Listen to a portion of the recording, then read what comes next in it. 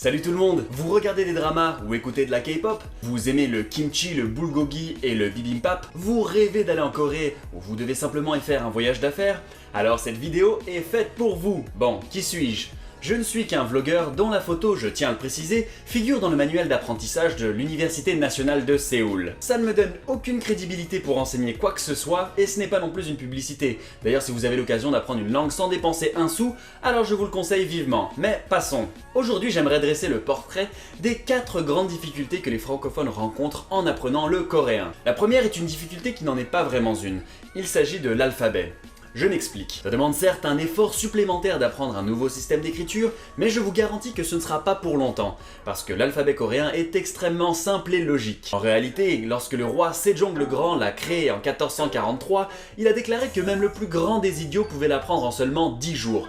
Et comme vous êtes tous très intelligents, ça devrait vous prendre beaucoup moins de temps. En fait, cet alphabet se compose de symboles simples comme des traits, des ronds et des carrés, et c'est en les assemblant qu'on forme des caractères, un peu comme des Lego. Donc on aura par exemple le symbole mium et a, qui ensemble formeront le caractère ma. Vous l'avez compris, c'est en associant des caractères ainsi construits qu'on forme des mots. Donc on a par exemple biup a et biup o qui nous donnent le mot pas beau, qui contrairement au français ne veut pas dire moche, mais idiot. Donc par pitié, n'apprenez pas le coréen avec l'alphabet latin. Ça fait mal aux yeux, ça va être encore plus difficile pour vous et vous allez complètement ravager la prononciation. Et contrairement au chinois ou au japonais, vous n'aurez pas besoin de vous souvenir de milliers de caractères. Quoique j'ajouterai un petit bémol ici. Bien que les caractères chinois ne sont plus utilisés en coréen, il y a beaucoup de mots qui en découlent. Donc les apprendre vous donnera un petit plus. Et puis non seulement les coréens vous prendront pour un génie ultra intelligent, mais en plus ça va vous aider à apprendre et à comprendre plein de mots de vocabulaire. Par exemple ce caractère qui se lit in, on comprend donc mieux la logique derrière les mots. Plang-se-in, un français, ingan, un être humain, inseng, la vie d'un humain, et wegugin, un étranger. C'est un peu comme de connaître le latin pour mieux comprendre le français. Mais sinon c'est pas grave, puisque comme le latin, c'est totalement facultatif. La deuxième grande difficulté du coréen est sa grammaire. Il y a d'une part la syntaxe. En effet, la place des mots dans la phrase change grandement du français au coréen. Dès la plus tendre enfance, on a été lavé du cerveau pour comprendre qu'une phrase de base se compose de la façon suivante. Sujet, verbe, complément. En coréen, c'est sujet, complément, verbe. Donc la phrase « je mange une pomme », en coréen, ça va nous donner « 저는 사과를 먹어요 », donc « je, pomme, manger ». Et bien entendu, quand il y a d'autres éléments qui viennent s'ajouter, ça devient tout de suite plus complexe. D'autre part, le coréen fonctionne avec un système de suffixes qui s'attachent aux mots pour déterminer le rôle qu'ils tiennent dans la phrase ou tout simplement conjuguer. Donc pour reprendre l'exemple de tout à l'heure, on avait « 저 », je, 는, le sujet, 사과, la pomme, 를, le complément d'objet, 먹, manger, o, la conjugaison du verbe au présent, et yo, la particule de politesse.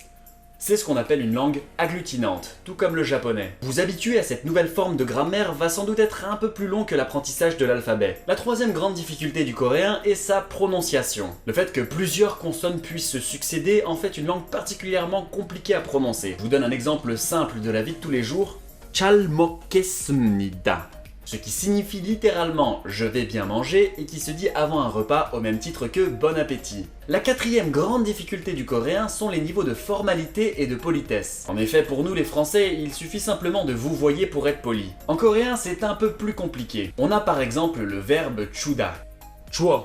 Il s'agit du niveau de langage qu'on aura envers ses amis ou sa famille du même âge ou plus jeune. 사과를 줘. Donne-moi une pomme. Pour passer au niveau informel, poli, il suffit d'ajouter le suffixe de politesse yo, donc choyo. Mais pour être encore plus poli, les gens utilisent la forme honorifique. Pour cela, il suffit d'ajouter la particule shi, ce qui devient chuseo.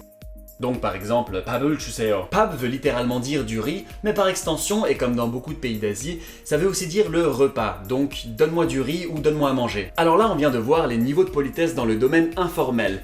Au style formel, c'est un peu différent.